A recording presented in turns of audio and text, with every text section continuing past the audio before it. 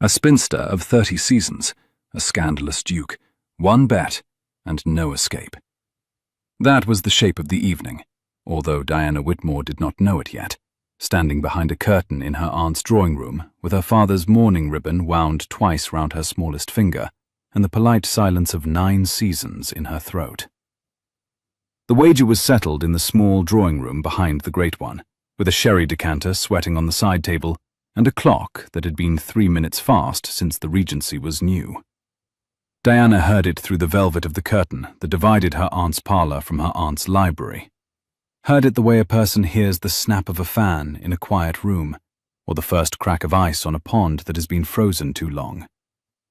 The voice she heard belonged to Lord Brookings, and the voice that answered belonged, of all the unlucky tongues in London, to the Duke of Carwell. 3,000 guineas, said Brookings, in the tone of a man amused by his own daring. 3,000 guineas, Carwell, if you can have the spinster of 9 seasons, Diana Whitmore, the 30-year-old of the Whitmore branch, the one all the mothers have given up on your arm at the Hartwell ball within a fortnight. A laugh came back to him, low and gentlemanly, and entirely unsurprised. 1 bet, said the Duke. Done. There can be no escape from the bet honestly made. Diana stood perfectly still behind the curtain, and let the words travel down through the bones of her wrist, where her father's mourning ribbon, a length of black grosgrain she had been winding around 2 fingers for 9 seasons, was warm against her pulse. She was not 30. She was 27 and 3 months, and her father had been gone 4 of those years, and her brother's career was about to be ended by a man who had carried the Whitmore name in him longer than Diana had carried this ribbon. Now, in addition to those small inconveniences, a duke whose ruined reputations were the talk of 3 counties had just bought her by the season, for 3,000 guineas, and the favour of saying he had done it. Through the gap of the curtain, she watched the Duke set down his glass. He had broad shoulders that the cut of his indigo coat did nothing to soften. His dark hair caught the candle, and was a little careless at the nape, and a heavy signet ring on his right hand turned once on his finger, as if he were considering whether to put it away. He looked, Diana thought, like a man who had been forced into elegance by the same accident that had forced him into the title. Then he laughed again. The laugh of a man who had decided he was going to enjoy the next fortnight. And Diana stepped from behind the curtain into the lamplight, with her father's ribbon still wound between her fingers. 3,000 guineas, Your Grace, she said. Surely a girl of 9 seasons is worth 4. It was a small drawing room, and the silence that fell into it had nowhere to go. Brookings, a slim, fair gentleman whose grin had been earning him invitations for a decade, went white from his collar up. The Duke of Carwell did not move. He had a very still face when surprised, Diana noted, with a kind of clinical interest, the bones of it settling into place the way water finds its level after a stone is dropped. His eyes, grey-green, the colour the river took at Hartwell on certain November afternoons, found her and stayed. After a moment, he set down his sherry glass with a soft click on the marble side table and inclined his head a half-inch, the way one inclines to an opponent who has revealed an unexpected weapon. Miss Whitmore, he said. The tone gave nothing away. The tone of a man who had been caught and refused to be ashamed of being caught. I had understood the inner drawing room was empty. It was, Diana said, until it was not. The thing about drawing rooms is that they are full of women, Your Grace. We do not announce ourselves the way men do. Brookings made a sound that was not quite a laugh and not quite a cough. He had gone from white to a hot pink. Diana, he said, forgive me. Forgive us. We did not. You did not know I was behind a curtain, Lord Brookings. No. That is generally the point of a curtain. She kept her voice light. The trick she had spent 9 seasons learning, was to keep the voice light and the spine very straight, and to give the lamp time to find the angle that flattered her best. Because in a drawing room in November, A woman is the architecture of her own performance. And Diana Whitmore had been architecture for so long, she could have drawn her own plan on the back of a card. She crossed slowly to the side table. She poured herself a thin glass of the sherry the Duke had been drinking. She tasted it. She found it indifferent. She put it down. The two men watched her the way two men watch a hawk decide whether to come to the glove. "I should like," said Diana, "to make a counter-offer." She lifted her eyes from the glass to the Duke. The candlelight caught the grosgrain ribbon at her wrist and made it shine like wet stone. "You will have me on your arm at the Hartwell ball within a fortnight, Your Grace. I will not refuse you. I will not flinch at your name in the room. I will be charming, and I will be quiet, which together produce the impression in our society that a woman is intelligent.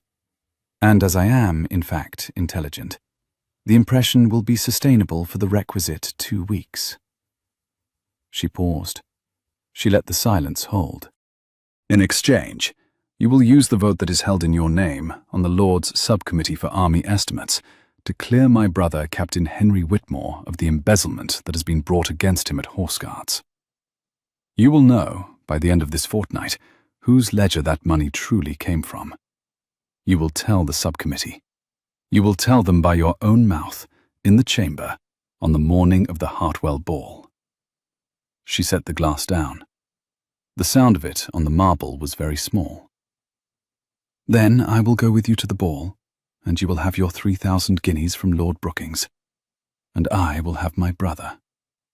One bet, Your Grace. No escape. For either of us." The clock, that had been 3 minutes fast, struck the half-hour. 2 long-sustained chimes that fell into the silence like coins onto velvet. Brookings, for a moment, looked at Diana as if he had never seen her before. And, in a sense, he had not, because for 9 seasons Diana Whitmore had been a slim, dark auburn shape in his peripheral vision, sitting on a settee near her aunt, polite, well-spoken, and quite reliably unimportant. The Duke's signet ring had not moved on his finger. After a long count, he reached up, slowly, as if not to startle her, and set the back of his ring against his teeth, and tapped twice, a sound so soft Diana would not have heard it if she had not been listening for some movement that proved he was alive in the room with her. "Miss Whitmore," he said, "are you proposing a contract?" "I am proposing a bargain. Contracts are written in ink. Bargains are written in honor. I have read your reputation. I assume you possess sufficient quantities of the latter to dispense with the former." A muscle moved at the corner of his mouth. It was not a smile. It was the place where a smile would have begun if he had permitted it. "And if I refuse?" "Then I shall walk into the Hartwell ball on my brother's arm, in his regimental coat, Your Grace, and you will not have me on yours. And Lord Brookings will keep his 3,000 guineas, and you will keep your reputation as a man who cannot deliver a bet honestly made." She picked up the ribbon at her wrist and wound it once around her smallest finger. "I do not threaten, Your Grace.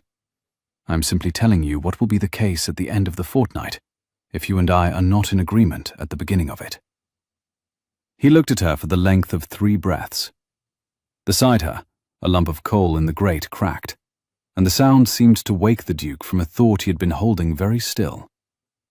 He stepped forward, not towards Diana, but towards the side table. He picked up his sherry. He finished it. He set the glass down with the precision of a man placing a piece in a game he had not realized he was playing. "I have not," he said, "in my life, met a woman who has outmaneuvered me before the second sentence. There is a first occasion for everything, Your Grace. I imagine even the small infelicity of being interrupted by a curtain is a sort of education." "It is, Miss Whitmore, it is." He inclined his head again, lower this time. "I accept your bargain. We are agreed." Diana finished winding the ribbon.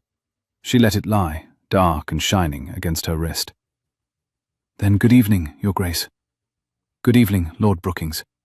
I shall send you the details of my brother's case in the morning, by the breakfast post if my aunt's footman is awake. She walked out of the small drawing room without looking back. Only when she had reached the corridor and the closed door, and the safety of 3 further doors between her and the laugh she had heard, did her hand begin to shake in the controlled small tremor of a woman who has just lifted something heavier than she had any business lifting.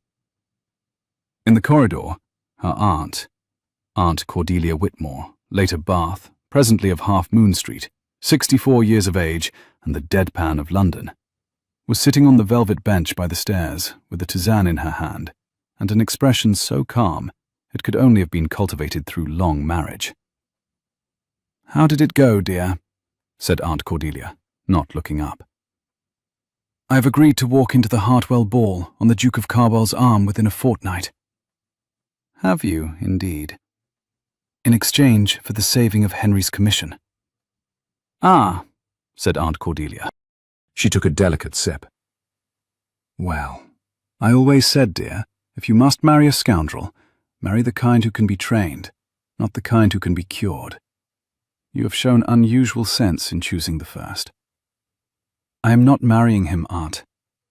"Of course you are not, dear. Of course you are not." Aunt Cordelia set down her cup and folded her hands. "Sit down a moment. You are shaking. We must compose your face before we go up. The maids gossip." Diana sat. Diana shook. Aunt Cordelia, with the calm of a woman who had survived 3 campaigns in 3 different colonies on the strength of correct posture alone, took the ribbon at Diana's wrist and unwound it once, and set Diana's hand flat upon her own knee. "Breathe, child. The Duke can wait. He has 14 days. The clock above them, a smaller clock, slow by 2 minutes, which the Whitmore household had refused to correct out of family principle, struck the 3/4 hour, and Diana breathed. The fortnight had begun. 2 streets away, Adrian Crewe Halland, 7th Duke of Carwell by an accident of horse and a slope of frozen turf the year he had turned 22, sat in the study his elder brother had once occupied. He looked at a portrait he had not turned to face the wall, though he had thought of it 100 times. The portrait was a small one, oils on canvas, of a young officer in scarlet, with the impossible cheekbones of the previous duke. The varnish had darkened along one edge. The gilt of the frame was warm where the lamp touched it, and cold a hand's breadth away. His brother, Edward. He had not been able to bring himself to say the name out loud since the year of the accident, which was 6 years ago next month, although the Duke had been told often by the family solicitor, in the careful tones of professional sympathy, that this was a matter requiring time, and that time alone was sufficient to mend it. He thought, looking up at the portrait now, breathing in the faint smell of linseed and old smoke from the cold grate, that the family solicitor knew remarkably little about time. A coal moved in the grate of his own study with a sound like a small bone settling. The Duke did not look at it. He looked instead at the paper in his hand, which was a letter from the Secretary of the Lords Subcommittee on Army Estimates, respectfully requesting his lordship's attendance at the next sitting, his lordship having been pleased to lend his name to the membership through his late brother's estate. He read it 3 times. He did not enjoy reading any of the times. He was not, by inclination, a man of committees. He was not a man of votes. He was a man of horses, and a closed-down country house at Hartwell, and the company of 6 old friends, whom he tolerated because they had known him before the title. His only sustained relationship with public conscience had been the careful avoidance of it. Now a girl of 9 seasons, 27 possibly by the look of her hands, although Brookings had been firm on 30, had walked through a curtain and made him a player in the army estimates. He set the signet ring against his teeth and tapped twice. The ring was his brother's. He had taken it from a writing desk drawer the morning of the accident, and had worn it ever since. "Edward," he said, very quietly, to the closed door of the study, where no servant could hear. "I have been outmaneuvered by a girl with a ribbon. I think I am in some trouble." He laughed. It surprised him. It was not the laugh of the small drawing room, The bet laugh, the friend laugh, the public laugh he had spent 6 years perfecting. It was a different laugh, smaller, more honest. The laugh of a man caught out by a verse in a book he had not known he was reading. He put down the secretary's letter. He poured himself a brandy. He did not drink it. He sat for a long time in the chair his brother had sat in, and watched the clock that had been wrong since the accident. In the morning, Diana sent her brother's case to Half Moon Street by Aunt Cordelia's footman, as she had promised.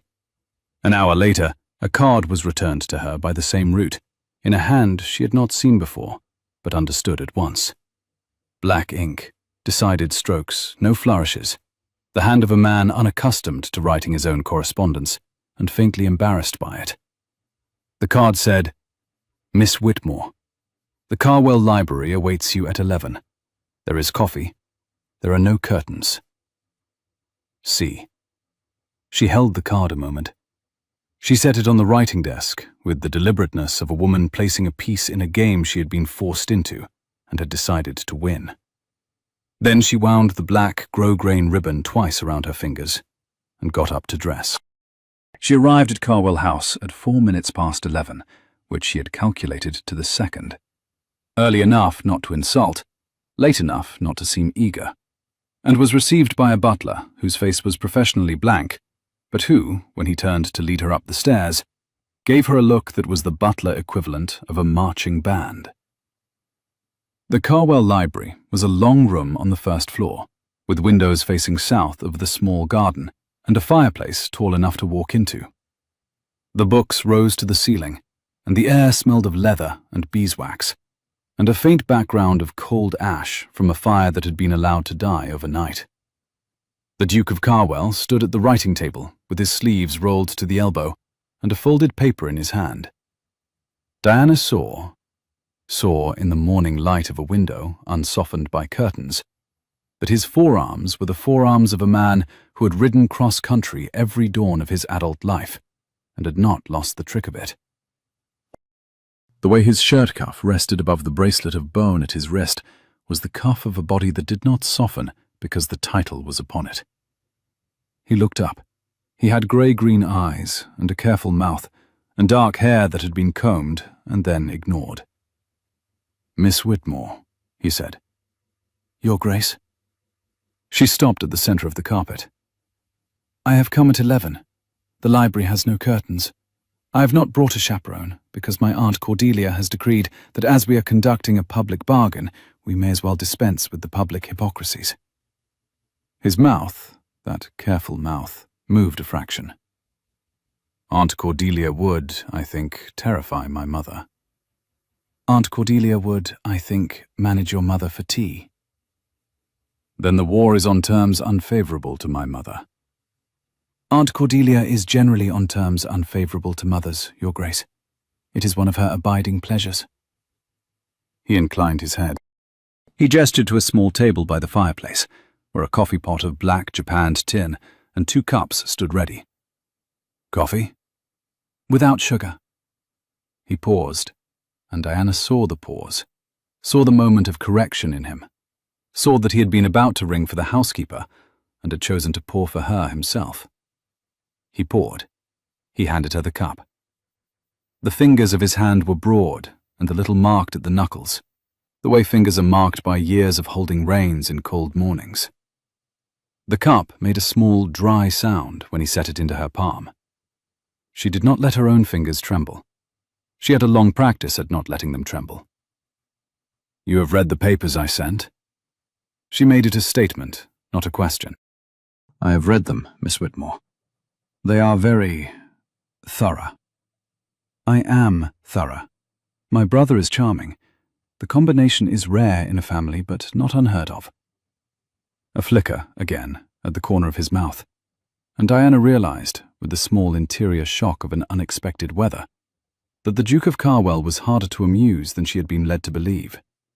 When he was amused, the muscle that moved was always the same muscle, near the right corner of the mouth, and this was the muscle she would be watching for the next 14 days, as one watches a single window in a darkened street. "The case against your brother turns," said the Duke, on the testimony of a man called Pettigrew. He is a clerk at Horse Guards. He has identified the entries in the regimental funds ledger as having been entered by your brother's hand. Yes. Has anyone considered that Pettigrew's testimony rests on the assumption that Captain Whitmore's hand could be reliably identified, when in fact the entries you sent me last night were written in a hand that is unmistakably not your brother's? Diana set down her cup. She did not say anything for a count of 3. He had read it. He had read it carefully. "Your Grace," she said, "I am not accustomed to being met halfway." "I imagine not, Miss Whitmore. In my experience, a person who has been met halfway over a number of years stops doing the walking themselves. You have walked an unusual distance. Sit down." She sat. The chair was velvet and old and warm in the south light, and her cup made a quiet click on the table. "The forger," she said, "is a man called Vine. He is also a clerk at Horse Guards. He has been on Lord Marbury's household payroll for 4 years, and on the regimental funds payroll for 2. Marbury. The Duke set his coffee down. He had gone very still. He was not, Diana thought, a man whose stillness meant approval. "Marbury is my mother's cousin." "I know, Your Grace." "He is also your great-uncle." "I know that as well." "And he sits on the subcommittee for Army Estimates." "He chairs it, Your Grace." "Yes." A pause. "He does." The Duke turned the signet ring slowly on his finger. He looked at the fire for a long moment, at the bed of cold ash where nothing had been burning for several hours, and then he looked at Diana. Diana saw, in the look, the moment a man comes to a private conclusion that will cost him a great deal, and decides, on his own ground, and without any visible flinching, that he will pay it. "Miss Whitmore," he said, "I will tell you something I have never said aloud.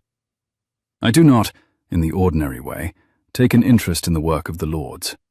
I have lent my name to the membership of the subcommittee because the title required it, and because my brother had taken the seat before me. I have not, in 3 years, spoken from it. I have not, in 3 years, voted from it." He set his hand flat on the writing table. The signet ring caught the south light. "I have, in 3 years, attended 4 sittings, all of them brief, all of them by request, all of them on matters where my silence was preferable to a Marbury vote of confidence. You are about to require me to break that silence. Are you certain you wish to?" "Yes, Your Grace." "Are you certain you wish to know what that breaking will cost me?" "I know what the keeping of it will cost my brother. Yes." He inclined his head. It was the smallest of motions. It was, Diana understood, an act of homage. "Then we are, Miss Whitmore, in business." He smiled. It was a real smile, brief and surprised at itself, and it changed the cast of his face entirely. Diana looked down at her coffee. The grosgrain ribbon was warm against the inside of her wrist, and the small tremor she had spent 9 seasons hiding from London moved, once, through her hand and into the cup. The cup made no sound. She had a long practice at this. The fortnight began then in proper. From the second day of it, the city saw them. They were seen together at the print shop in Pall Mall on the afternoon of a Tuesday. Diana in a deep ruby riding habit that did very well by her colouring. The Duke at her elbow, holding a paper packet of caricatures with the bored attention of a man who has not been entertained by satire for a long time. They were seen at the dinner of Lady Eltham, who had once cut Diana in the rotunda of the British Museum 9 years ago, and who now placed her at the dinner table beside the Duke himself, which is a courtesy a society performs when it has decided to forgive a woman it had previously forgotten. They were seen twice on the steps of the Royal Society lecture rooms, where Diana, who had read every paper of the Linnaeans since she was 16, listened to a lecture on the cultivation of the Camellia japonica, while the Duke stood behind her chair and did not pretend to follow. The Camellia japonica became, before the week was out, the most fashionable plant in 3 drawing rooms. On the Wednesday evening of the first week, the Duke took her to the opera. He had a box on the first tier and had not used it in 2 seasons. The chairs in it were of red velvet, and the air smelled of orange peel and the dust of unused brocade. The soprano was a woman of impressive volume and uncertain pitch. By the close of the first act, Diana, who loved music as she loved any precise instrument, had her gloved hands folded a little too still in her lap. The Duke leaned a fraction closer to her in the box. He did not look at the stage. "I observe, Miss Whitmore, that you are wearing the polite face." "I am, Your Grace." "In your private view, how does Signora Pellini come out of the first act?"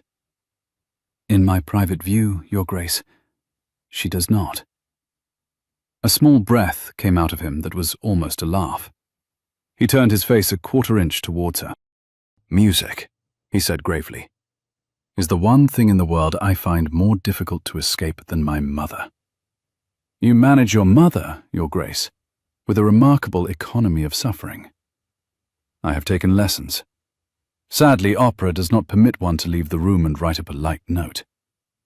She did not, at the moment of his saying it, dare to laugh aloud, because the box was in plain view of 3 other boxes, whose occupants were watching her with the close interest of women learning a new dance step. She lowered her chin instead, an inch, and the small, precise movement near the right corner of his mouth moved with her chin, and then was very carefully still. By the end of the second act, 2 of the boxes had begun to wave gloves at the Duke, with the polite ferocity of women determined to extract an introduction. He did not look up at them. He turned over the program on his knee and said, in the same level voice with which he had read the ledger on the 3rd afternoon, "Miss Whitmore, tell me what you would have written about the cultivation of the Camellia japonica had you been permitted to read your own paper this afternoon at the Linnean." Diana looked at him. The light in the box was warm and yellow on the brocade behind him, and his profile was the careful, regulated profile of a man who had decided to listen. "I would have written, Your Grace," she said softly, "that the Camellia japonica resents being made the property of a single garden. It is generally happiest in a southern wall, and in the company of a steward who does not interfere with its winter." "A southern wall?" "Yes. There is one at Hartwell." "I had noticed, Your Grace." He did not answer that at once. He turned the program over once on his knee. "There is a steward at Hartwell, also, who has been instructed not to interfere with the south wall. He has carried out the instruction for 6 years, on the strength of a handwritten note from my brother. I have not, in those 6 years, considered the wall." A pause. "I should be very glad, Miss Whitmore, to consider it now." The third act began with the woodwinds entering on the wrong note. Diana, who had a long practice at not smiling in public boxes, kept her face still. The Duke turned the program over a second time. In the box opposite, 2 ladies set down their fans with the gentle precision of women who had finished their evening's work of observation, and would, by the morning post, have written to 4 counties. A morning of the same first week, they walked in the print shop in Pall Mall. Diana stopped at a hand-coloured caricature in the window. It showed an elderly gentleman in a regimental coat presenting a folded paper to a younger gentleman with the exaggerated long nose of a satirist who has decided his subject is not handsome enough to deserve mercy. "That," she said, "is Sir Mannering presenting his resignation. The young gentleman in the picture is the new chairman of the Eastern Counties Bank." "I had supposed the picture to be about a horse." "It is, in a sense, about a horse. Sir Mannering resigned because the new chairman had purchased the horse that the old chairman had been about to purchase." "I see." "It is a great deal of fuss," said Diana, "for one horse." "Was it a fine horse?" "Apparently it was indifferent." "Then we are in the presence of a satirist of unusual generosity to his profession." He bought the print. He had it wrapped in brown paper, and the paper smelt of starch and faintly of the printer's ink that had not yet dried in the back room. He carried it under his arm down Pall Mall, the way a man carries a book of poems he has decided to admit to having read. Diana, walking beside him, found that her gloved hand at the crook of his elbow was unaccountably light, as if the wool of his sleeve were holding it up of its own accord. The wind tasted of coal smoke and the river. She did not, for the count of 40 paces, allow herself to look at his face. She looked at the cold paving stones, and at the small bright doorways of the print shops, and at the wet shine on a milliner's window, where a row of bonnets in saffron, peacock blue, and ruby silk were arranged in the order of a sentence she had not yet decided to read. "Your Grace," she said, "I had not, in this city, ever been bought a print. I had not, in this city, ever bought a lady one. The two errors are now corrected." "Are you in the habit of correcting errors, Your Grace?" "I am in the habit of acquiring them. The correction is a new accomplishment." The wind, very cold, came down Pall Mall and lifted the edge of her bonnet. She set a finger to the ribbon at her throat. He did not look at her finger. He did not need to. But the work, the actual work of the bargain, happened in the Carwell Library, in the long hours after the public engagements. The door stayed open to the housekeeper, and the south windows let in a slow afternoon light that turned the leather of the chairs to honey. They read together. They wrote together. Diana had spread on the long table the regimental funds ledger, 3 quarterly reports of the army estimates, 4 letters in her brother's hand from his last station, and a folio of intercepts. Most of the intercepts had been obtained, by methods Diana did not explain and the Duke did not ask, from a friend of Aunt Cordelia's who had married a man at the Treasury. They documented Lord Marbury's private accounts for the previous 5 years. "Ink aging," said Diana on the 3rd afternoon, leaning across the Duke's shoulder to point at a line on the ledger. "Look at this entry. Look at the ones 2 pages back. The colour, Your Grace. The line drawn in 1815 should be browner than the line drawn in 1816, because gallotannate ink oxidizes in air. This line is dated 1815 and is the colour of last summer. It was written in November." "When the embezzlement was first questioned?" "Yes." "Vine wrote it last month." "Vine wrote it last month." The Duke moved his hand. He set it, very lightly, beside her hand on the ledger. He did not touch her fingers. He did not need to. The space between his middle knuckle and her smallest finger was perhaps half an inch, and Diana found, with the kind of small, precise shock that one feels at the first lightning of an approaching storm, that she could feel the warmth of his skin in that gap, as clearly as she would have felt the weight of his ring upon her palm. She did not move her hand. She did not move it. The ribbon at her wrist did not move. The afternoon turned in the long south light, and a piece of coal in the grate cracked. Neither of them spoke for the count of 4 breaths. "Miss Whitmore," said the Duke, in a tone that was almost entirely level. "You may go on." "Thank you, Your Grace. The other ledger entries." The work resumed. Behind them, the housekeeper put down a tray of tea things with the sort of audible delicacy that staff produce when they are pretending not to have noticed something that has cost them a small piece of professional composure. The Duke caught Diana's eye for half a second over the second leaf of the ledger, and the muscle moved at the corner of his mouth. That night, Aunt Cordelia waited up. She was sitting in the small drawing room, the one with the curtain, with her tisane and her book and a careful expression. Diana came in and sat down beside her, without taking off her gloves. "Well, dear," said Aunt Cordelia. "I almost touched his hand," said Diana. "Across a ledger, by half an inch." "And did he move his hand away?" "No." "Did you?" "No." "Ah," said Aunt Cordelia. She set down her tisane. "Then we are at, what do we count, dear? The 7th day?" "The 4th. The 4th? Heavens. I had thought it the 7th, the way you came in." "I am being practical, Aunt." Of course you are, dear. You have always been practical. It is the singular failing of your branch of the family. She picked up her book again and turned a page. The Duke, dear, is what? 28, I think. And handsome?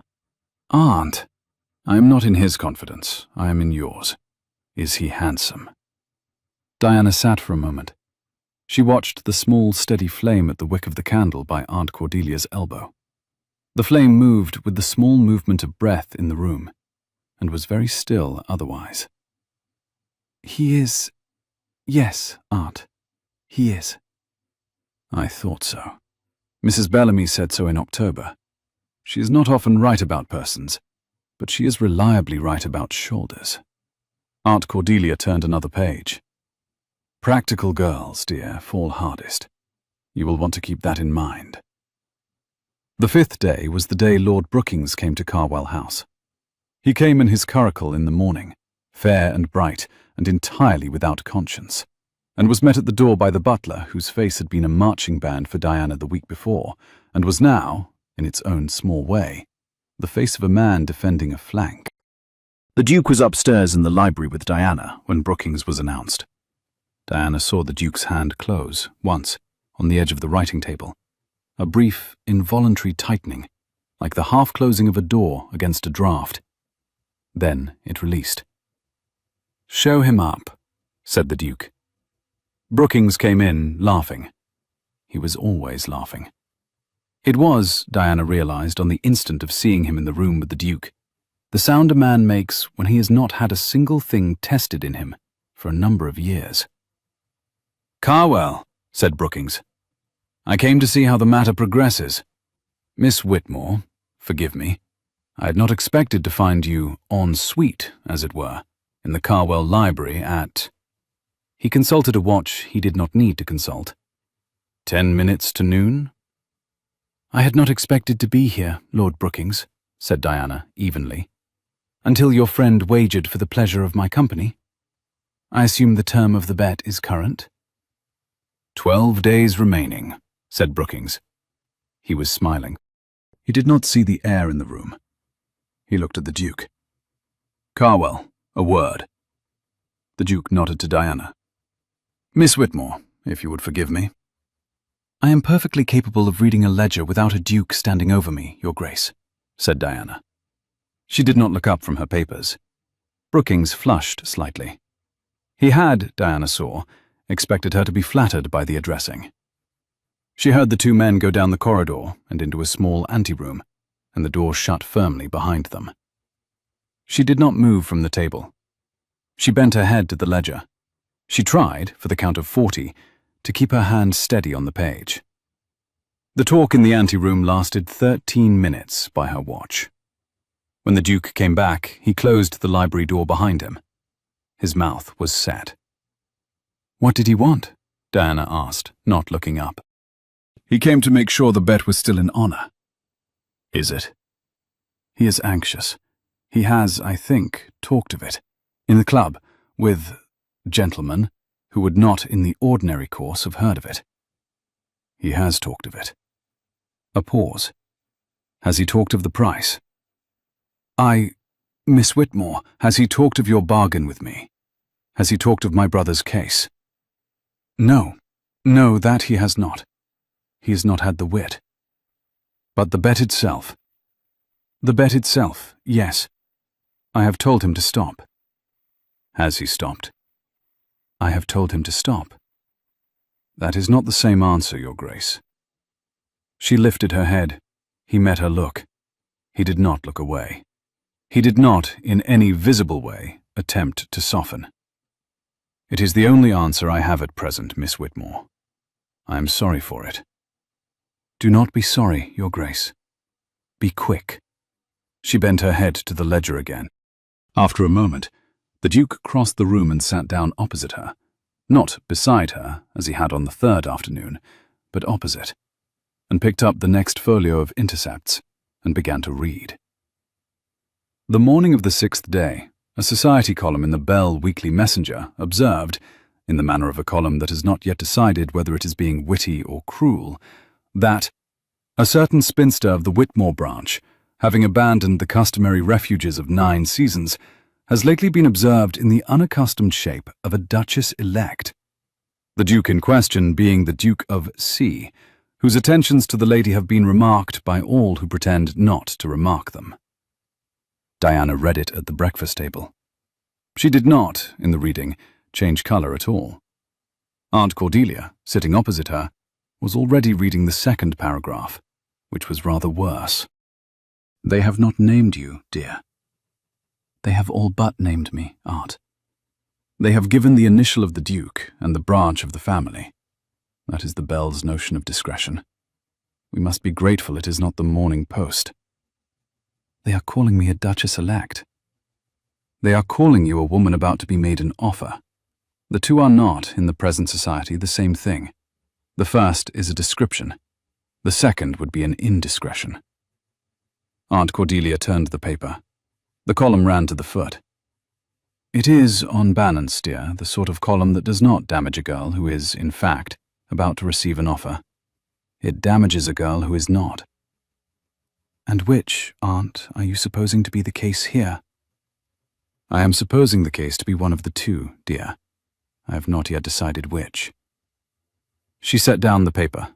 She picked up her tea. She did not, in the same minute, look at Diana, because she was a woman who knew when a niece needed to be allowed not to be observed. In the afternoon of the same day, the Dowager Duchess of Carwell, Adrian's mother, an immaculate widow of 52, whose calling card had not been refused at any door in London in 27 years, called at Half Moon Street. Aunt Cordelia received her in the great drawing-room, because the small one was felt to be insufficient for a dowager. The Dowager Duchess wore Spanish black, and an expression of forbearance so practiced that it might have been printed on her face by an engraver of unusual skill. "Cordelia?" "Augusta?" The two ladies inclined their heads precisely the same fraction. "I have come, Cordelia, on a matter that touches both our houses." "Then sit down, Augusta. The chair by the fire is least uncomfortable. We do not, in this house, pretend that chairs are anything but chairs." The Dowager Duchess sat. She arranged her gloves. She did not, by any movement of her face, indicate that she had seen the column in the Bell, though it was understood between the two ladies that she had read it at breakfast. "Diana, my dear," said the Dowager Duchess, looking at last directly at Diana. "I have, as I expect you know, a long acquaintance with your aunt, and a passing one with your mother, who was, I have always been pleased to say, a clever woman. I am sorry not to have known her better. I have come on a matter that concerns my son." "Yes, Your Grace." "My son has been seen this week in your company. He has not, in any week before this, been seen in any lady's company. He has, in the years since his brother's accident, been a careful and a private man. I have respected that privacy. I have, on occasion, suffered for it, but I have respected it. I am informed, by parties whose informing I trust, that the present association is not a private matter." She inclined her head a fraction. "I have not come to forbid you, Miss Whitmore. I have come, on the contrary, to ask whether I may be of use." Diana did not, at once, answer. Aunt Cordelia, beside her on the sofa, did not move.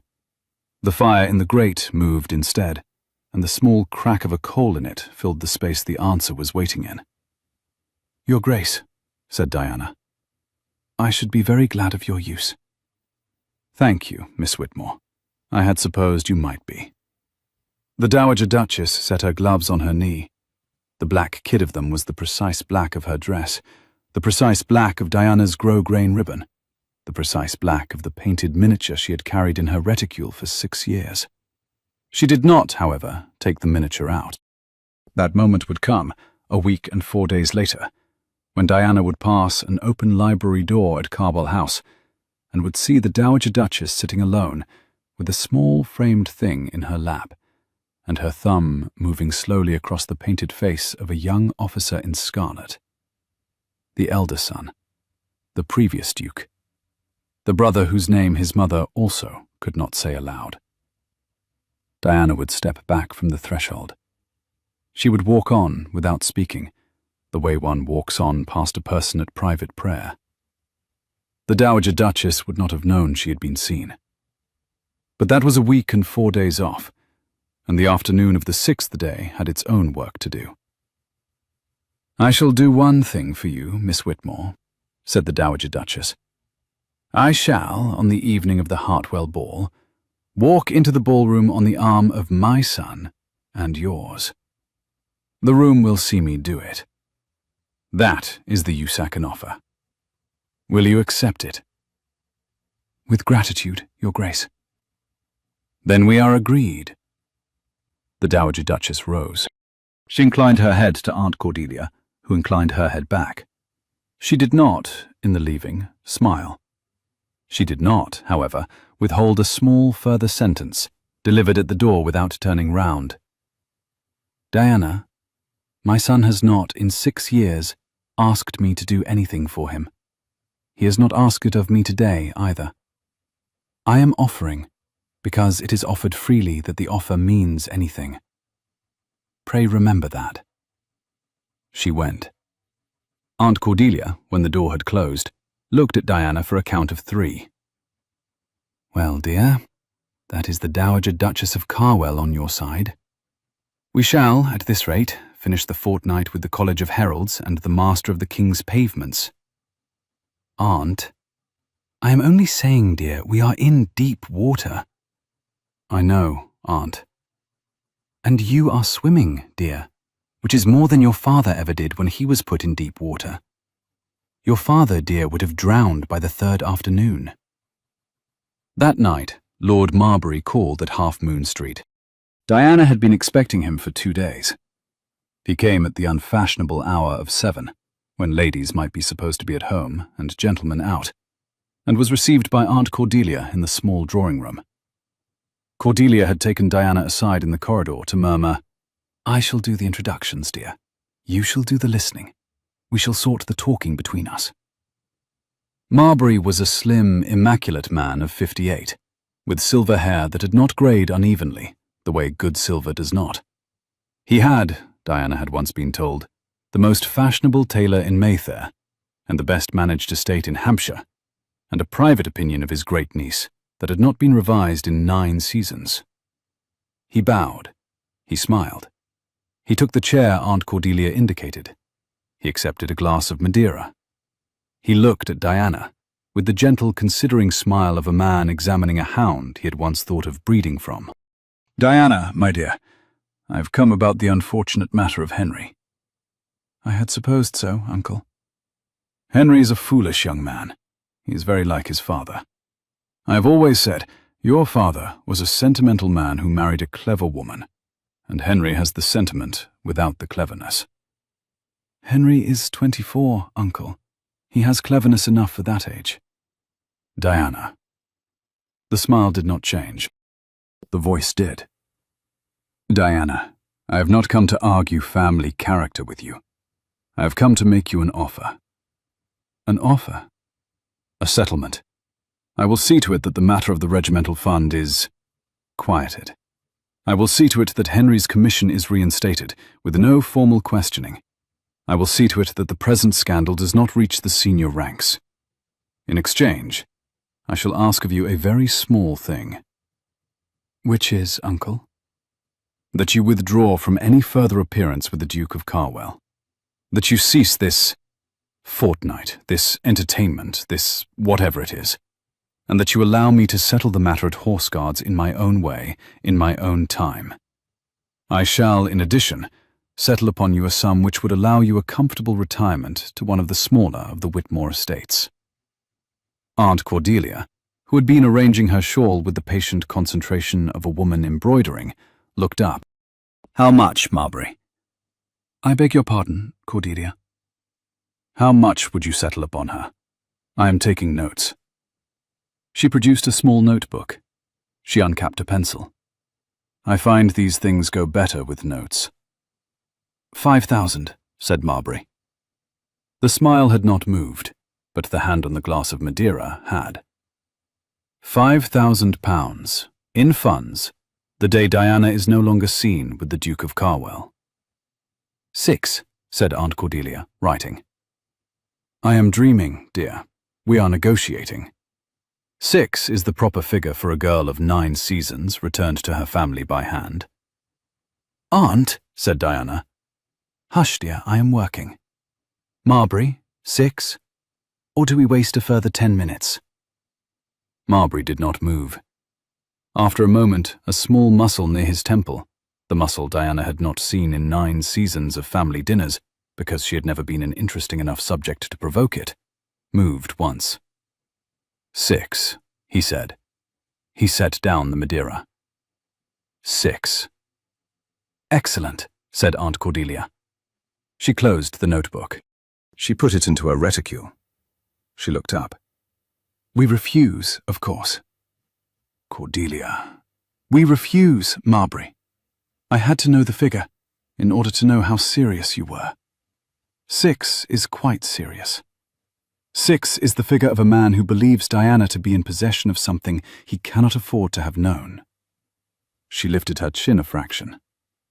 The thing in question, I imagine, has to do with a clerk called Vine, and a ledger that has been written in fresher ink than it pretends to.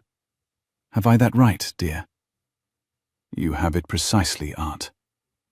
Marbury, who had not, in 58 years, been faced down in his own great-niece's drawing-room by a 64-year-old aunt in a yellow shawl, was very still for the space of 3 breaths.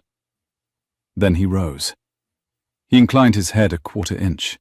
He said, I see, with the courtesy of a man who has miscalculated and will go away to recalculate. He walked out. He did not say good evening. The door closed behind him. Aunt Cordelia sat for a moment, looking at the closed door. Well, dear, she said, you and I will need to be very careful, now, for the next 9 days. He will hurt Henry. He will try, dear. We shall not let him. The 6th and 7th days were the days in which Diana and the Duke worked through the small hours, sometimes until the candles burnt out, and sometimes until Aunt Cordelia sent her carriage to bring Diana home at a respectable distance from dawn. Aunt Cordelia chaperoned with the perfunctory rigour of a woman who had decided the engagement was already public enough that any further pretence of propriety would constitute the actual scandal. She read in the corner. She slept in the corner. Once she snored, briefly, and the Duke caught Diana's eye across the table, and they both, against their will, smiled. The hero's first dry observation came on the 7th evening. It came in the Duke's library, when Aunt Cordelia had at last sent her own carriage home with the message that she would chaperone by post for the rest of the night, and Diana had remained at the writing table for the further hour required to finish her cross-reference of Marbury's private accounts against the regimental fund. She had been reading for 40 minutes without speaking. The fire was low. The Duke had been sitting opposite her, a thin volume of Candalous open in his lap. Bought, the Duke had told her on the 2nd day, from a stall in Cecil Court the year he was 20, and never reopened since the funeral. And the candle between them had begun to gutter in the way candles do when a room has been holding its breath. Diana said, without looking up. If I'm right about Marbury, he is using the regimental fund to cover a private loan he took out 3 years ago against the Hampshire estate. That is not embezzlement. That is fraud against the Crown. It is the difference, Your Grace, between a private scandal and a public one. Marbury will be ruined. Then we shall ruin him. He is your mother's cousin.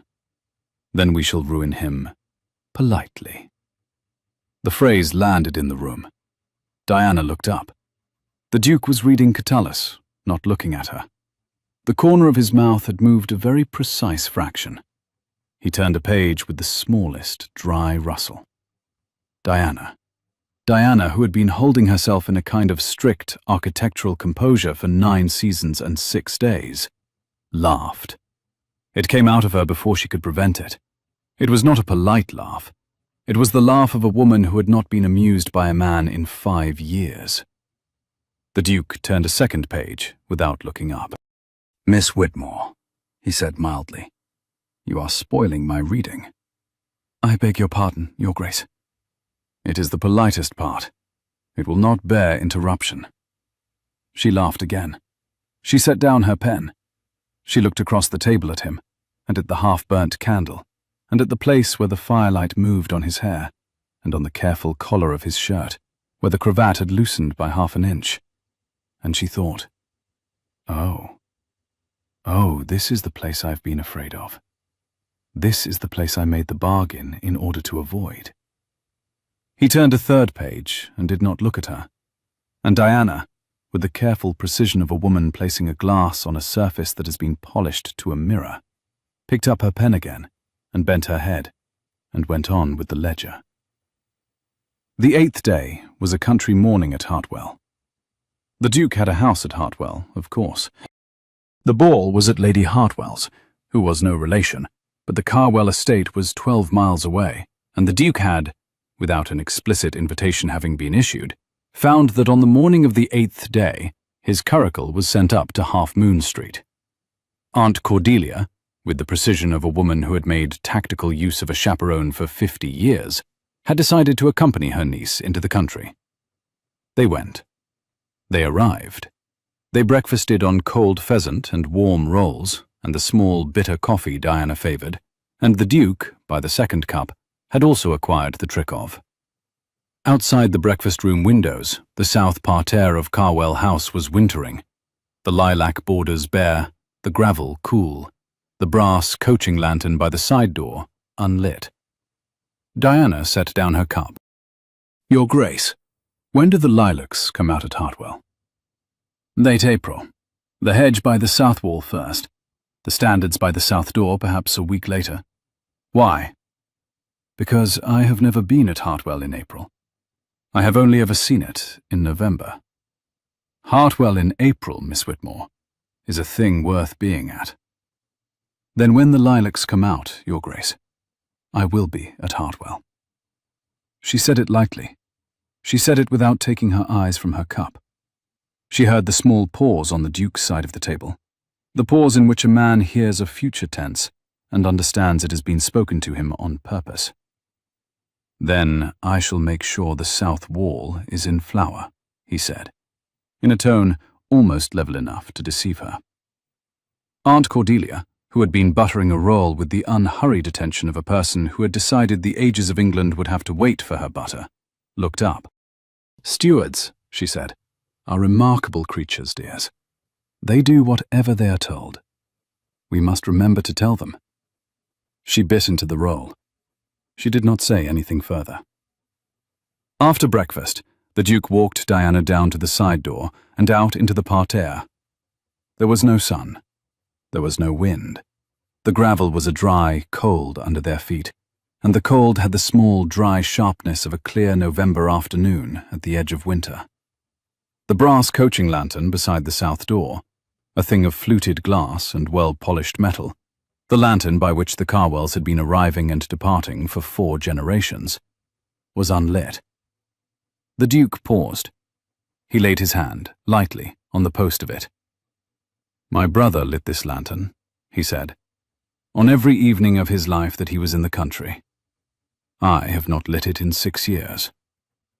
Diana did not ask why. Diana, who knew about ghosts because she had been carrying one between her fingers as a length of black grosgrain ribbon for 4 years, did not ask why. She moved her hand.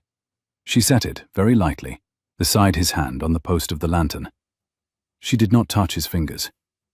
The cold of the brass was the same cold as the gravel under their feet, and the silence between them was the same silence as the breakfast room had held. But the silence was warmer now, on a particular bone in her wrist where her father's ribbon was wound. "Your Grace," she said, "may I light it for you?" The Duke did not answer for a count of 5. Then he reached into the inner pocket of his greatcoat and produced a small striker, silver, monogrammed, his brother's. He laid it in her palm. The metal was warm with the warmth of his body.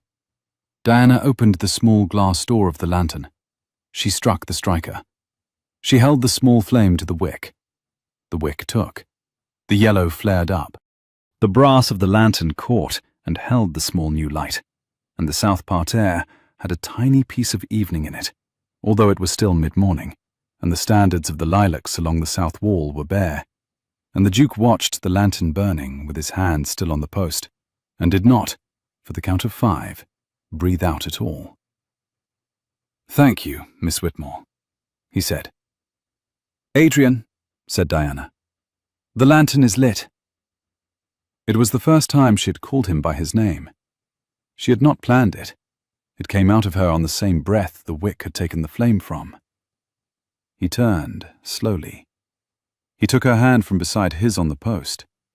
He held it, not for the gesture of holding it, but for the precise pressure of a hand that has decided something.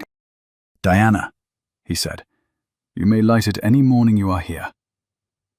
Aunt Cordelia, who was at that moment 15 yards behind them, examining the bark of an apple tree with the close interest of a woman who knew exactly when to be elsewhere, did not turn around.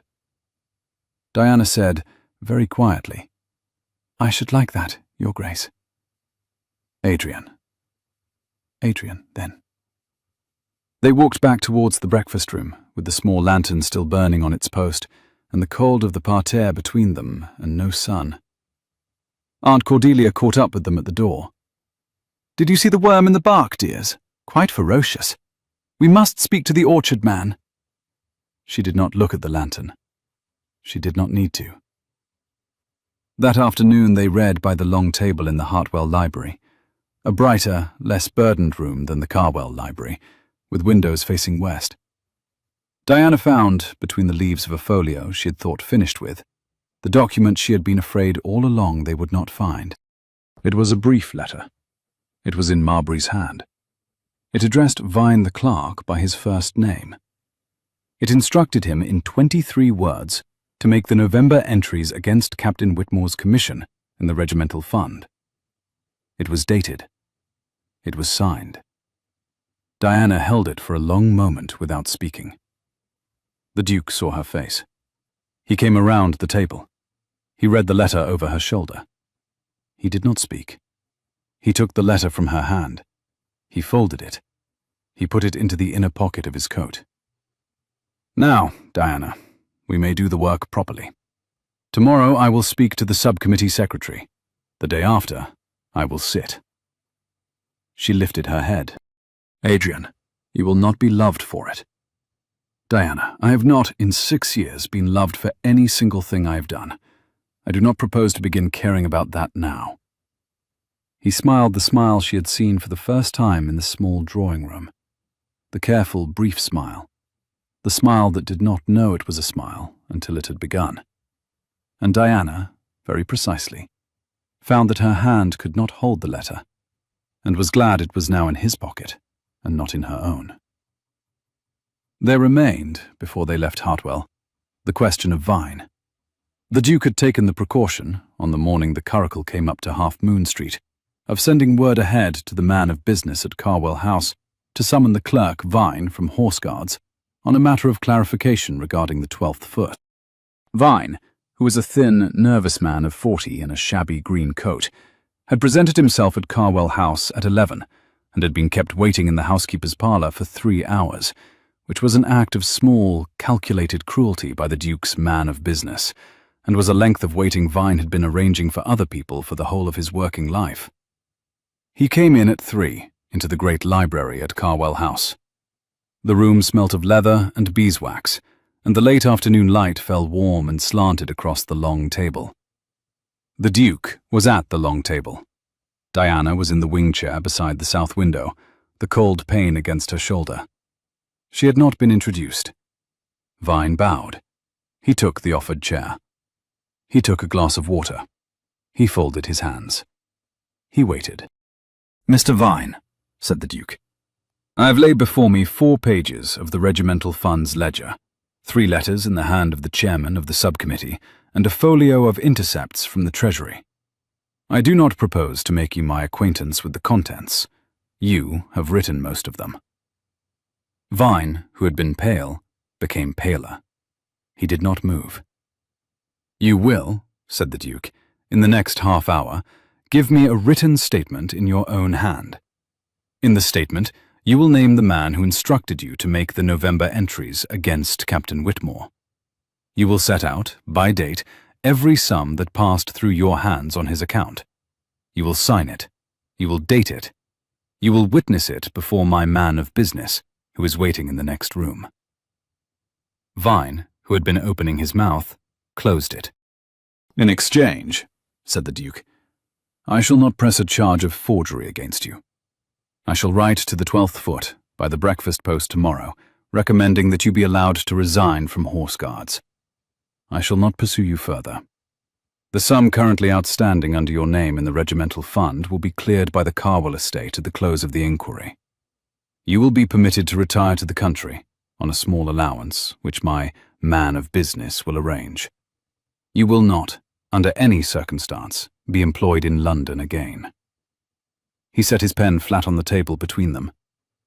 "Or you will not write the statement. In that case, I shall, this evening, lay the documents before the subcommittee, with Mr. Vine named as the clerk in the chairman's interest. You will be removed from your post by tomorrow. You will face an action for forgery against the Crown. The sentence for that, Mr. Vine, I shall not undertake to specify." He paused. "Take a moment, Mr. Vine. There is no hurry. There is a clock at your shoulder." Vine took a moment. The clock at his shoulder. The long Hartwell clock of polished walnut and brass weights, which had not been wrong since the year the Duke's grandfather had bought it, ticked through 11 seconds of professional silence. The fire crackled once in the grate. The cold stone of the chimney breast caught the small, dry sound and held it. Diana, in the wing chair, did not look at Vine. She looked at the south window. She had a long practice at not adding her face to a moment that did not require it. At the 12th second, Vine reached for the pen. He wrote for 35 minutes. He did not look up. He wrote in a clerk's hand of long professional steadiness. He named Lord Marbury at the third line. He named the dates. He named the sums. He named the bank in Hampshire into which the funds had been removed. When he had finished, he laid down the pen. He read what he had written. He signed it. He dated it. The Duke's man of business came in from the next room and witnessed it. Vine stood. He bowed. He did not speak. He left the room with the small, careful step of a man who has just been pulled out of a current he had not realized was about to take him. The Duke folded the statement. He placed it inside the inner pocket of his coat, alongside Marbury's letter of instruction. "That is the case," he said quietly into the great library. "That is the case," said Diana.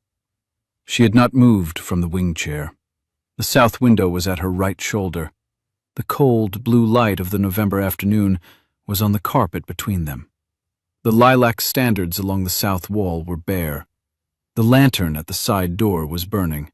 The grosgrain ribbon was wound twice round her smallest finger. The Duke crossed to her. He sat down on the broad arm of the wing chair opposite her, not touching her, and laid one hand flat on the back of it 3 inches from her shoulder. "Diana." "Adrian." "I shall not, tomorrow, be at peace with what I am about to do. I shall lay it before the committee. I shall lay it on Marbury. I shall take the consequences. I have not, in this fortnight, been at peace with very many things, however. No. I am at peace with this. I am at peace with you in this room." She turned her head, the small, precise quarter-inch she had been turning it through the fortnight, and she looked at him. The grey-green of his eyes was darker in the late blue light, and the careful mouth was almost unguarded. "Adrian, that is a very dangerous sentence for a man to say to a clever woman." "It is, Miss Whitmore. It is. I am, as you have observed, a slow learner." "You have learned remarkably quickly, Your Grace, by the standards of the species." "By the standards of the species, I am a prodigy of fast learning." "Modest also." "Modesty is the foible of the truly gifted." A small laugh came out of her. He smiled. The careful smile, the brief smile. the smile that had appeared first in the morning of the second day in the library. And the muscle near the right corner of his mouth moved with the smile, and was, for the first time in the fortnight, no longer the only muscle in motion. He stood. He held out his hand. "There is one more place, Diana, I should like to take you before we return to London." He took her down the corridor to the gallery above the staircase. He stopped in front of a painting Diana had not previously been led to. It was a small interior, oils again in a heavy frame, of a young woman of perhaps 20 in a high-waisted gown of dove-grey silk, her face turned 3/4 away. She held a book. The light in the painting was the cold blue light of a north-facing morning. "My mother," said the Duke, "at 20. The portrait was painted the year before her marriage. It is the one likeness of her that does not show her at her work." "She is beautiful." "She is. She has been beautiful since 1782, and shows no inclination to give it up. I owe her the apology of being out of the room when she calls, and the additional apology of having become a man she has not been able to be openly proud of for 6 years. She will not, in this fortnight, have told you that she has read every column in the Bell and Morning Post since you walked into a curtain. She has. Adrian, she is a woman, Miss Whitmore, who has been waiting for me to do one thing she could be proud of since the year of the accident." He inclined his head to the portrait. "She will, after tomorrow, be proud of me again. She will not say so, but she will be." He turned. He did not, in the turning, look at Diana. He led her down the gallery, and down the staircase and out by the side door, past the brass lantern, into the parterre where the curricle was waiting. They came back to London that night, late, with Aunt Cordelia asleep across the carriage, and the lantern of Hartwell still burning on its post for the steward to put out at midnight. The road from Hartwell ran black and quiet under the wheels, and Diana watched, through the small window, the cold edge of moonlight on the hedges, and listened, through the soft squeak of the springs, to Aunt Cordelia's regular breathing across the seat. The Duke sat opposite her in the carriage. He had taken off his hat. He had not spoken for an hour.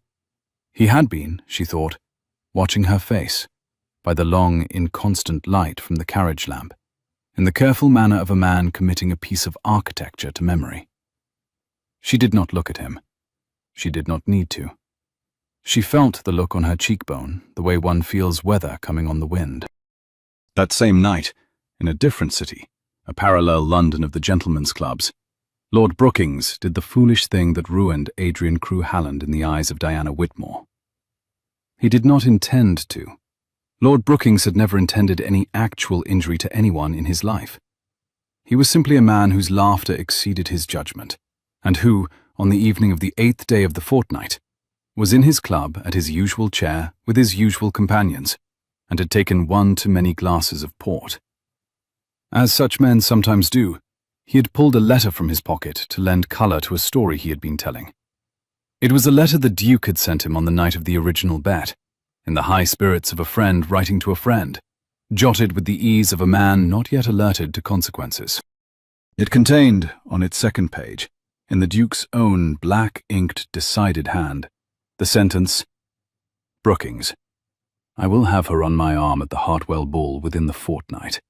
You may pay 3,000 guineas into the Whitmore account as the price of your wager. And if her gratitude extends beyond the ballroom, you may consider the Carwell line continued at unexpected discount, since for 3,000 guineas, one may marry even the spinster of 9 seasons." It was a joke. It was the joke of a man who had not yet met Diana Whitmore. It was the joke a man might forgive himself for 10 years on, if he had been wise enough not to write it down. The Duke had written it down. Brookings, at the club, on the 8th evening, had pulled the letter from his pocket because he had been pressed for an account of the matter, and had wished to give one good story. He had read out the sentence. The men in the chairs around him, 3 of them, had laughed politely.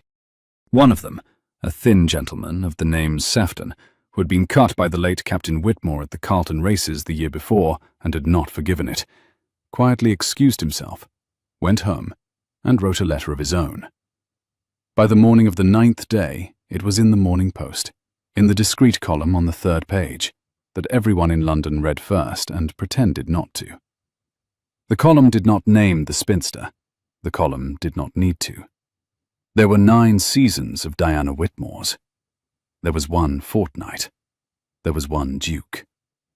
The column quoted the sentence verbatim and let it lie. By 8 o'clock in the morning, every drawing room in Mayfair was reading it. By 9 o'clock, Diana Whitmore was reading it. She had risen at her usual hour. She had taken her coffee in the small breakfast room of Half Moon Street, with Aunt Cordelia opposite her in the yellow shawl. Aunt Cordelia had been quieter than usual.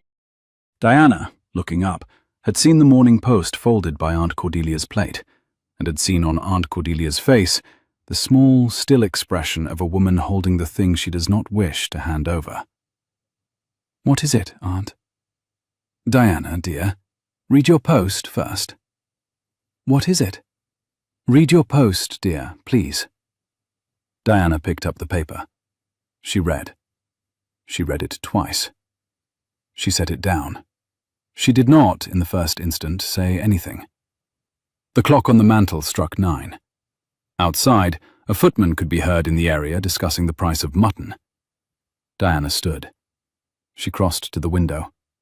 She looked out at the cold morning light on the railings. Her hand was on the velvet of the curtain. She did not move it. She did not move at all. "Aunt," she said after a while, "do you know what is the most precise instrument I have ever used?"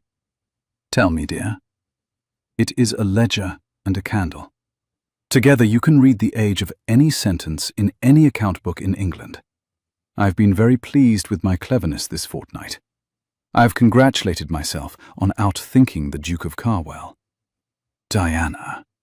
He had wagered me for 3,000 guineas, Aunt. He had bought my belief with a vote he was always going to cast. He had courted me for the wager. He had named the price of the Carwell line at a discount. She did not raise her voice. She did not turn from the window. "I have been an instrument, Art. I have been a folio of intercepts. I have been a clever girl in a library who could read ink. I have not, this fortnight, been a person." Diana. "I shall not this morning go to the Duke. I shall not this evening go to the Hartwell ball. I shall not in any future see him again." Diana. "Aunt!" She turned from the window.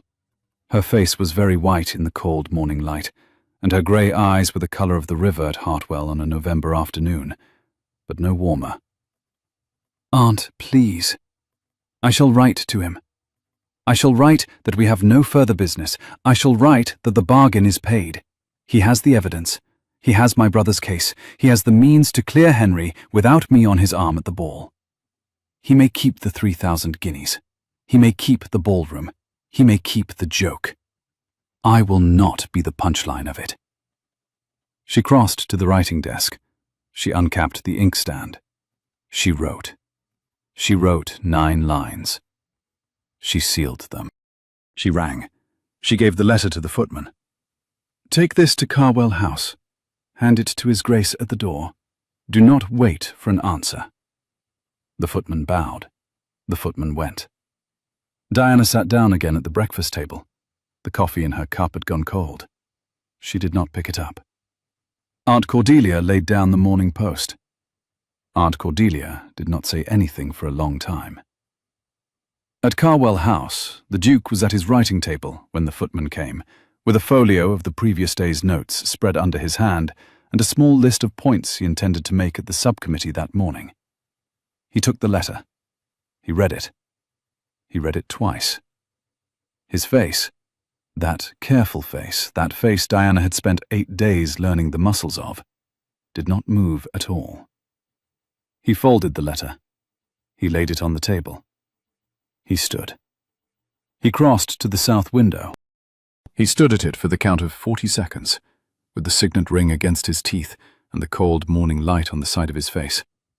And then he turned and rang for the butler. "Have my curricle brought round in 15 minutes, he said. "I shall be at the Lord's by 10. The butler bowed, the butler went. The Duke did not, in the 15 minutes, look at the letter again. He did not, in the 15 minutes, sit. He stood at the south window in his shirt sleeves, with the brandy decanter untouched on the table behind him, and watched the cold light on the railings, and tapped the ring against his teeth, twice, in the precise small rhythm by which a man steadies a tremor he will not give to his hands. At 10 o'clock, he was at the Lord's. At 10:15, the subcommittee on army estimates was in session. At 20 minutes past 10, the Duke rose. He had not spoken in the chamber in 3 years. The secretary made a small sound of surprise. Lord Marbury, in the chair, did not move at all. The long practice of 58 years held him still. The Duke looked at Marbury. He held the moment. Then he spoke.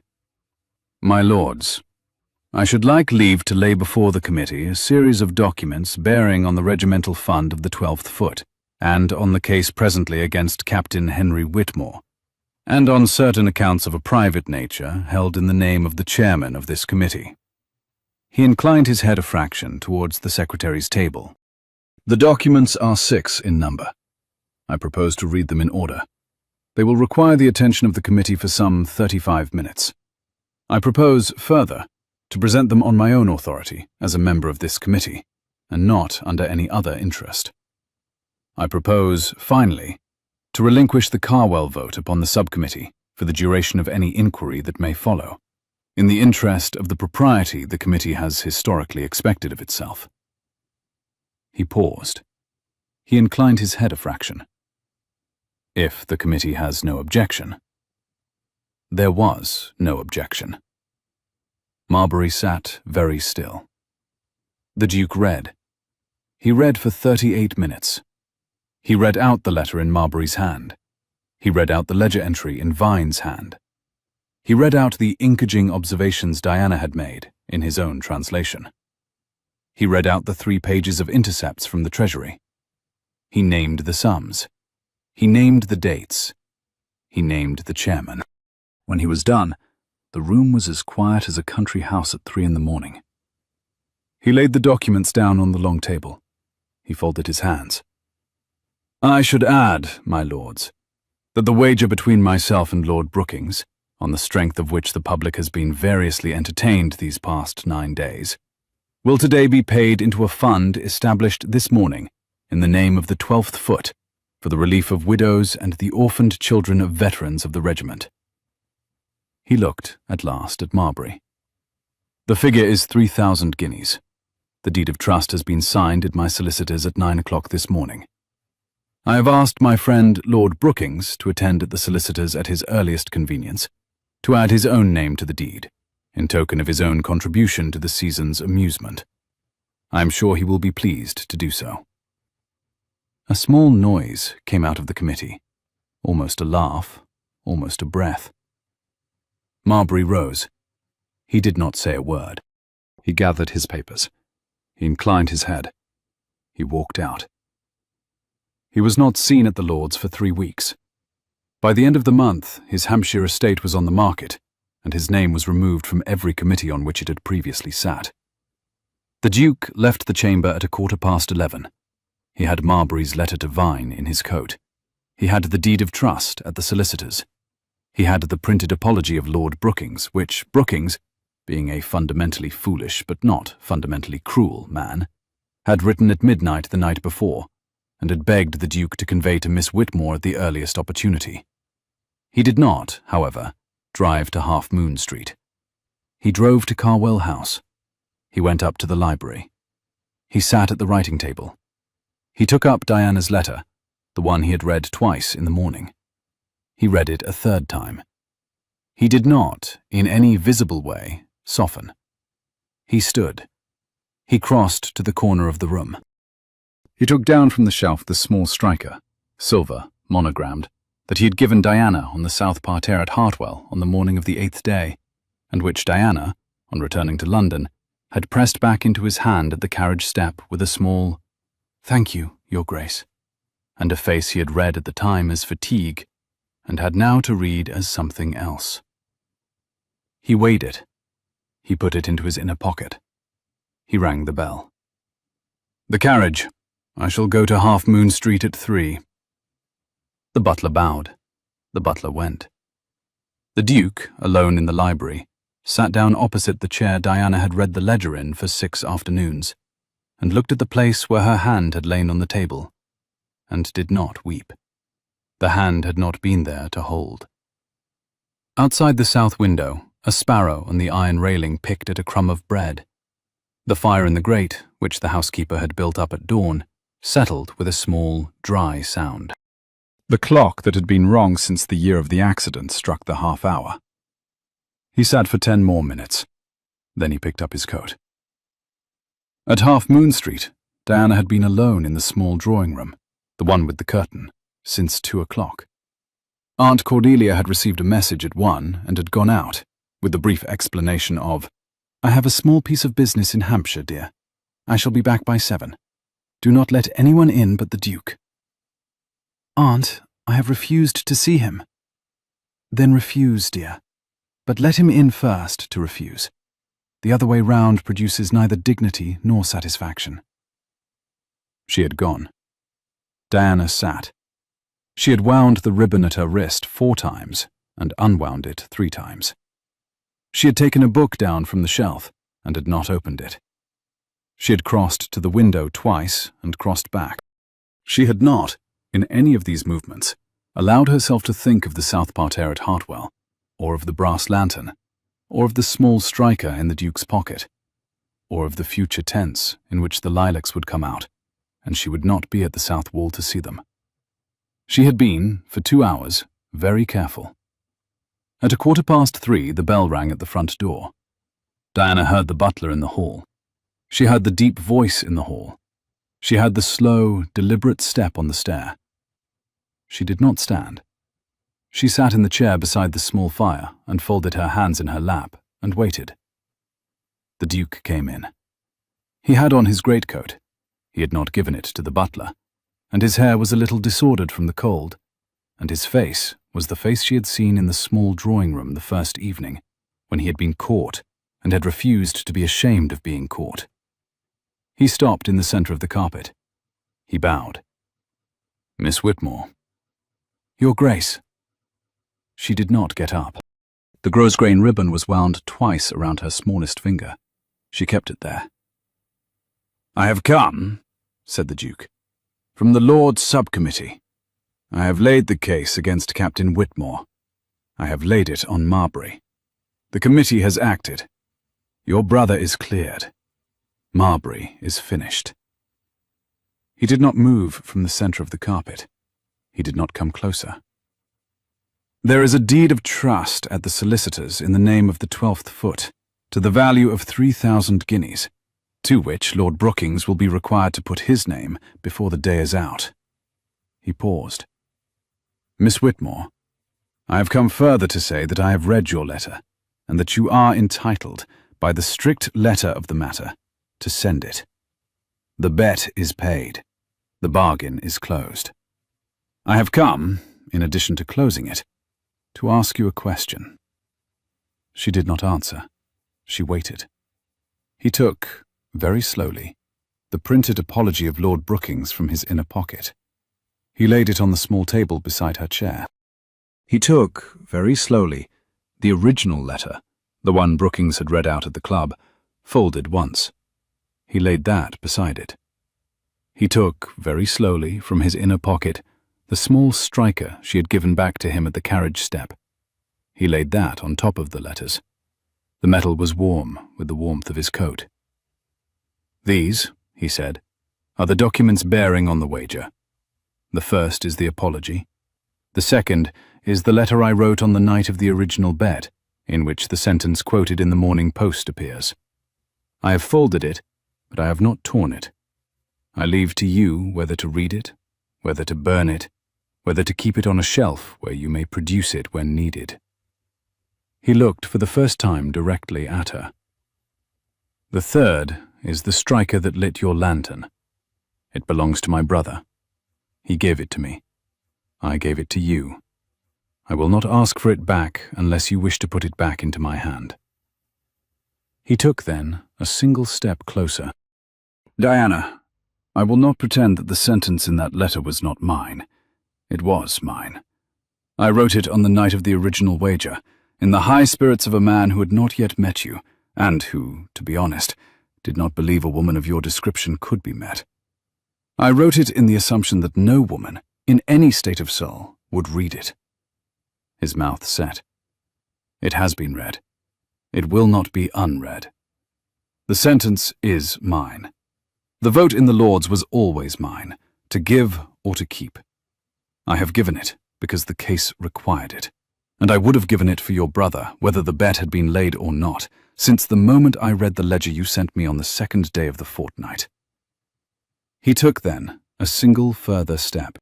"I have not, in this fortnight, courted you because the bet required it.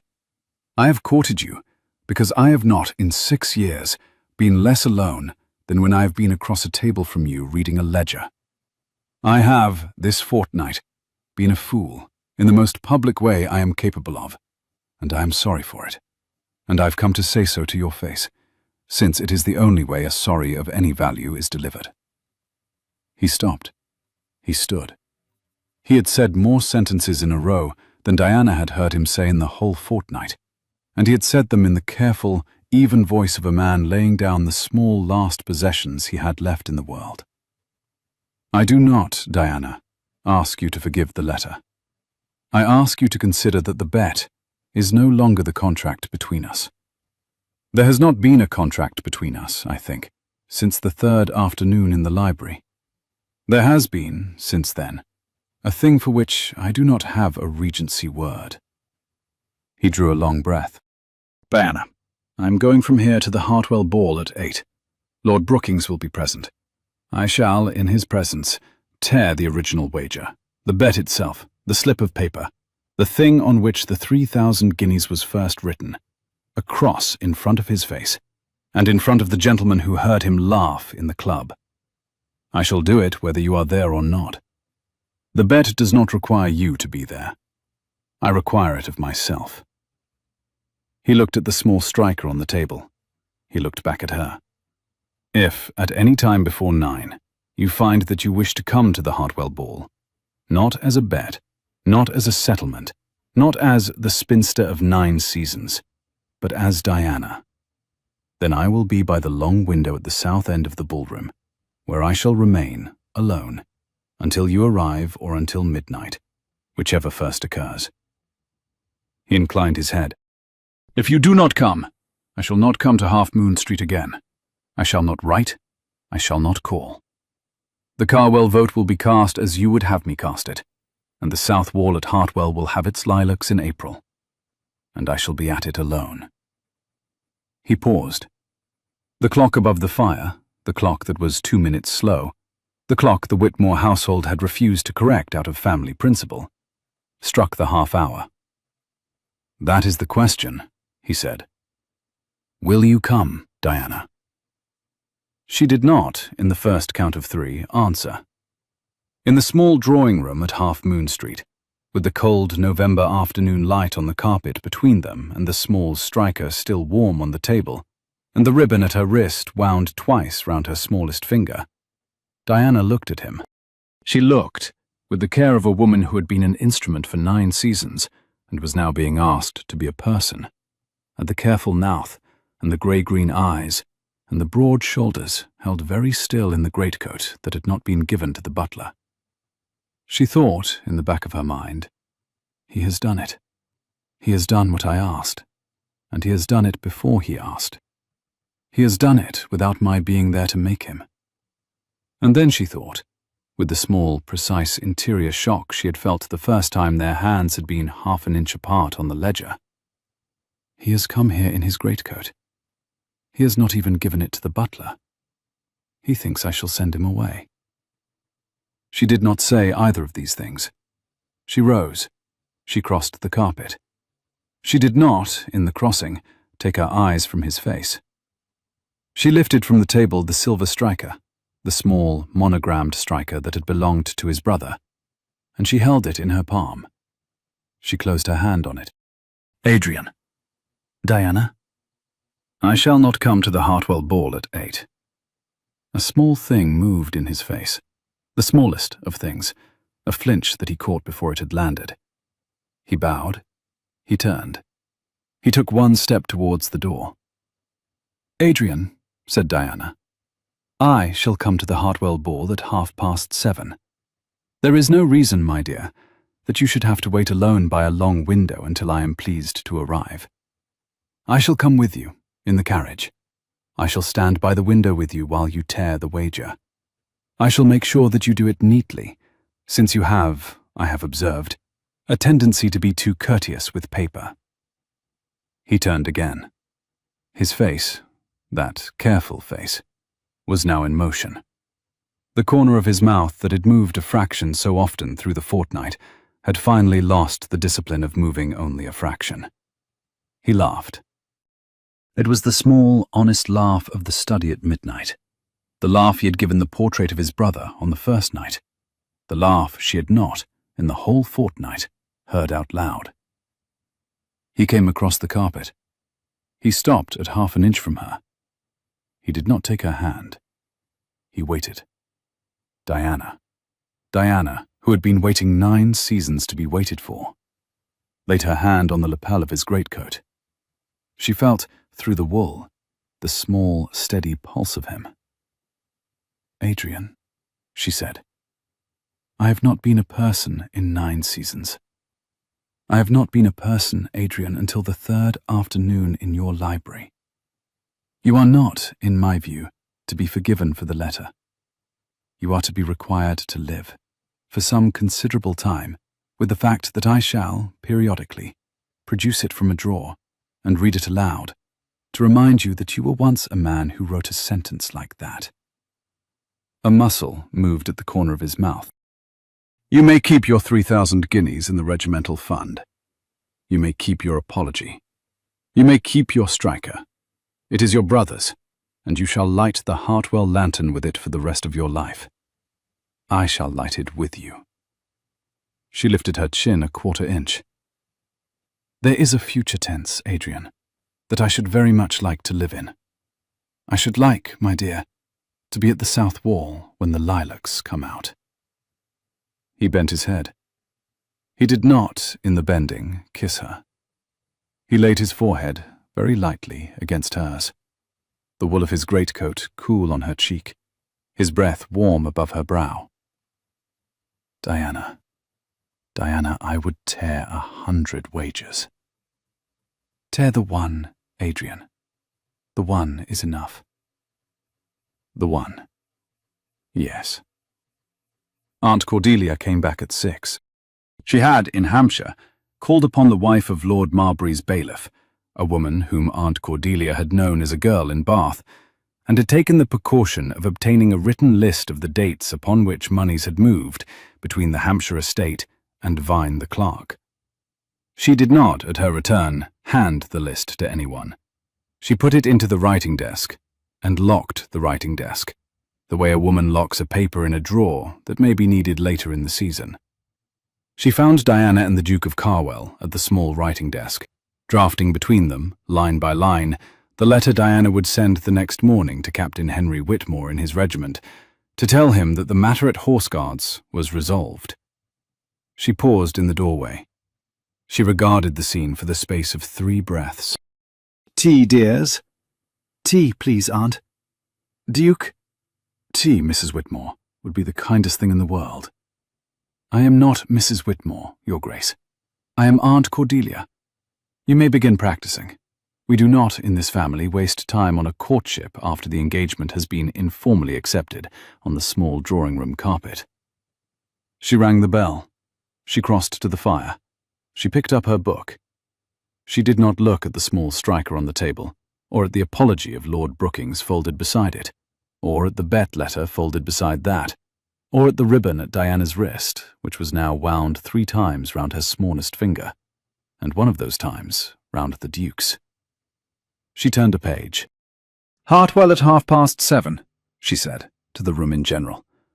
I shall have on the emerald. Diana, you shall have on the ruby. Duke, do not ride in the curricle. You shall wrinkle the dress. You shall come in the chaise. We shall arrive, all three, in the manner of persons who have nothing to apologize for. Aunt. Yes, dear. Thank you. Do not mention it, dear. I have been pleased with you this fortnight. At 7:20, the chaise was at the door of Lady Hartwell's. Diana was on the Duke's arm. She had on the ruby ball dress, a deep ruby silk that did, as Aunt Cordelia had been promising for 9 seasons, very well by her colouring. And the black grosgrain ribbon, the one that had been at her wrist for 4 years, was no longer at her wrist.